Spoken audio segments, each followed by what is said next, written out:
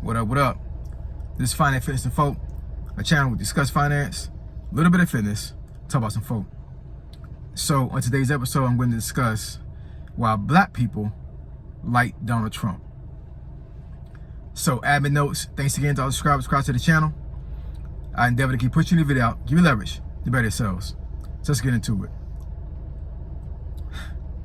It's a crazy topic, right? So why do black people like I'm about to say the wrong word. Donald Trump, right? So so let me go back a little bit as far as how I felt about the situation when Donald Trump first became president. I remember clearly being in bed with my wife, watching the election and watching the electoral college, give his votes and all these other things, and all these states, either going red or blue. And the votes are coming in, right? And if anybody remembers that particular night of 2016, it was a very, very, very long election. It was it took a while, and I want to say, matter of fact, we wound up falling asleep before the winner actually was announced on the news. So we woke up early that morning to Donald Trump being president. And for a lot of black folks, for real, it was a very traumatic situation. I'm telling you, the morning that Donald Trump was announced president was equal to something huge, the biggest thing I could think of is 9/11, right? Or the day that the world got locked down because of COVID. You know what I'm saying? Like something very, very, very traumatic that happens in your life, and you can remember exactly what you did, where you was at, who you was talking to, what you was wearing, all of that, right? And for a lot of black folks, that's really what it was when Donald Trump became president.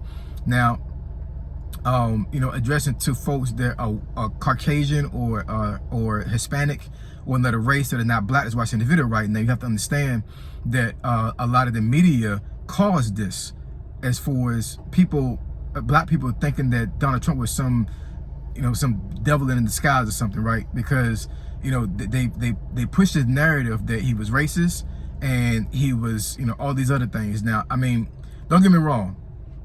Just like any other person, Donald Trump is not a perfect person whatsoever. Nobody's perfect other than Jesus, right? So he's not perfect. He's made plenty of mistakes. He made plenty of mistakes before he even started running for president, right? When he had his TV show, before he had his TV show, when he was out in the hip hop community attending parties and all these other things. He's not perfect, right? But I really believe that it was a smear campaign pushed against him, just like any other candidate that has to have a smear campaign pushed against him or her for them not to be president or some other big position in America, right? And I think that's really what happened with Donald Trump. I don't know Donald Trump personally, so I can't say what he is as a person, right? All I can speak to is his policies and what I saw him do as president. And I mean, I was one of them. When he was elected, I really felt like that things was really going to turn for the worse, because I was bamboozled for a lot of the social media stuff that was going on during the time that he was running for president. Now, once again, I'm not saying that this stuff was true or not true. Not saying that at all. But people have to understand that media is manipulation. It really is, because unless you're able to really quantify factual information and actually really get to the bare weeds of things, then what you see on TV may not be true, right? It's one of those things. It's one of those sayings like, believe nothing what you hear and half of what you see, right? So, for example of that, right, real quick. So let's say that I'm a basketball player, right? And I'm on a basketball court and I shoot a three-pointer 10 times, and I made 3 of those 3-pointers out of the 10. Right now, of course, I'm the one that was able to quantify that number, because I'm the one that shot the 3s, right? And I made 3 out of 10, and I had 2 men that are with me that witnessed this, right? So all 3 of us understand and know, without a shadow of a doubt, that I made those 3-pointers out of 10, because people was able to see it, and it was tangible. Like, people was able to touch you know, the situation, right? Fast forward 10 years, all three of us go our separate ways, and we speak the same story about me making 3 3-pointers out of 10. By the time 10 years pass, it's gonna be a situation where like the story's gonna be either watered down or somebody's gonna put their own spill on it.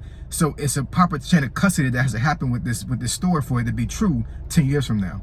Basically, if like for instance, like for me, if I'm telling a story, I have to make sure that the person that I tell the story to is vetted, and that person, I can trust the person with my life. I can pretty much trust that person. They're going to tell the truth about me making those 3 threes, right? The next person they talk to got to do the same thing over and over and over again until the present time. And only then are you able to quantify and be able to say without a shadow of a doubt that that was the truth, that I shot 3 3-pointers out of 10, and I made 3 3-pointers out of 10 shots that I shot, right? Media's not like that. You know what I'm saying? There's a lot of bad spillage, and there's a lot of manipulation that comes with media, because at the end of the day, good news is not good news when it comes to social media, when it comes to media in general. People want to hear bad news all the time. You know what I'm saying? So that's one of the main reasons why I think that there was a lot of distrust, and there was a lot of fear when it came to him becoming president. You know, fast forward some years, that was 2016. Right now, it's currently 2024, and now it's another election year, and he's running for president again. I'm not gonna speak my personal views when it comes, my political views when it comes to him. But do I feel the same way I felt in 2016 that I do now? I do not. I'll be honest with you on that. I will. And you know, not to get off the subject or off the topic of the video, the reason why black folks, I believe, like Donald Trump is because he is very relatable to the black community. And I'm not even going to, you know, say specifically about him being in the rap community and the hip hop community during that time in the 80s and 90s. You know, I mean, that was a long time ago. You know what I'm saying? A lot of Gen Zers don't know about that, right? A lot of folks didn't even know about him being in that space when he was running for president, because that was so long ago that, like, you know, this new generation don't know nothing about that, right? All they saw was what was on TV. Now, fast forward some years after that point, and you see Donald Trump being a person that has been convicted of felonies, right? Which is not a good thing. You know, let's make that clear, right? Because I'm not going to say that anybody's above the law. I'm not going to say that at all. So, you know, the felonies, are they valid? Who knows? I'm not a lawyer. I'm not a prosecutor. You know, I'm not the judge. You know what I'm saying? But it's a fact that he's been convicted of numerous felony charges, right? And I think there's some more lawsuits coming this way as well. What does social media say about black folks? We are criminals. We are folks that break the law. You know what I'm saying? So, you know, when you spin that narrative, and that narrative is being pushed out to the media, he got felonies. Well, you got black folks that have felonies that are saying, well, shoot, he got felonies just like I have. You know what I'm saying? So he's relatable to me now than what he was back in 2016, right? You know, recently he just had a assassination attempt attempted on his life, right? Got shot, got grazed in the ear. You know, how many black folks that you know what I'm saying, that, you know, may not have been shot, but but they've been in a situation where they lived in poverty and they seen folks be injured, seen folks get hurt, right? Now he's relatable to that point, because now, you know, he's been shot. So, you know, rap glorifies people getting shot. You know, it was a saying for a long time, whatever, that you don't blow up in the rap community unless you get shot, right? It's a bad thing. I'm not condoning it. I'm not glorifying it at all. You know what I'm saying? I'm just stating facts. You know what I'm saying? It's a lot of situations in the hip hop community over the last 10, 15 years, even longer than that, where a rapper blew up overnight after they got shot. You know what I'm saying? So what happened with Donald Trump after he got shot? He blew up overnight. In the black community. You know what I'm saying? I mean, I'm pretty sure with other communities as well, because there was a lot of other communities that were already supporting him anyway. But I mean, but the fact that he got shot and he stood up and was still, he pumped his fist and he was still up and at it, you know what I'm saying? Like, that related to the black community. It just really did, you know what I'm saying? And I'm not here to debate anybody when it comes to like your political views and what I'm saying is true or not. No, I'm not all for that, you know what I'm saying?